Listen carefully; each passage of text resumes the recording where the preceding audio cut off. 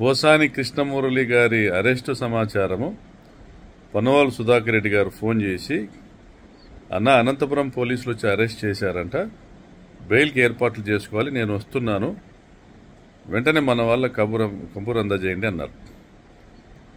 నేను వెంటనే అలర్ట్ చేశాను, స్థానిక డిస్ట్రిక్ట్ లీగల్ సెల్ ప్రెసిడెంట్ చేశాను. మరి ఇంత లోపలే కాల్ వచ్చింది, నోటీస్ పంపించారు.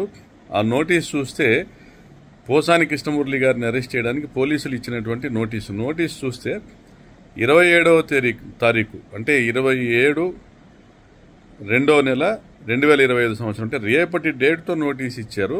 ఈరోజు అరెస్ట్ చేసి తీసుకెళ్లారు. పోసాని కృష్ణమురళి గారు ఎప్పుడూ కూడా ఒక పద్ధతిగా మాట్లాడేవాడు, ప్రభుత్వాన్ని పాలసీ మీద విమర్శించినవాడు తప్ప ఏ రోజు కూడా పద్ధతి దాటి మాట్లాడింది లేదు. మరి ఆయన పైన ఈ 111 సెక్షన్స్, 353 సెక్షన్, 196 సెక్షన్ ఇవన్నీ పెట్టి నాన్ బెయిలబుల్ కేసు పెట్టి Sambepalli police, Rayachoti constituency Sambepalli police వచ్చి అరెస్ట్ చేస్తూ రాజంపేట కోర్టుకు తీసుకెళ్లేటువంటి విధంగా నోటీస్ ఇచ్చారు. రేపటి డేట్తో ఇచ్చారు.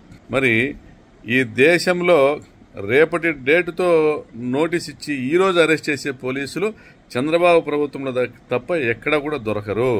ఇది రెడ్ బుక్ రాజ్యాంగం అమలు చేయడానికి మాత్రమే వీరు ప్రభుత్వాన్ని, ప్రభుత్వ యొక్క అధికారాన్ని ఉపయోగిస్తున్నారు తప్ప ఈ రాష్ట్ర ప్రజలకు వీరి నుండి, చంద్రబాబు నుండి కానీ పవన్ కళ్యాణ్ నుండి కానీ ఒరిగేదేం లేదు.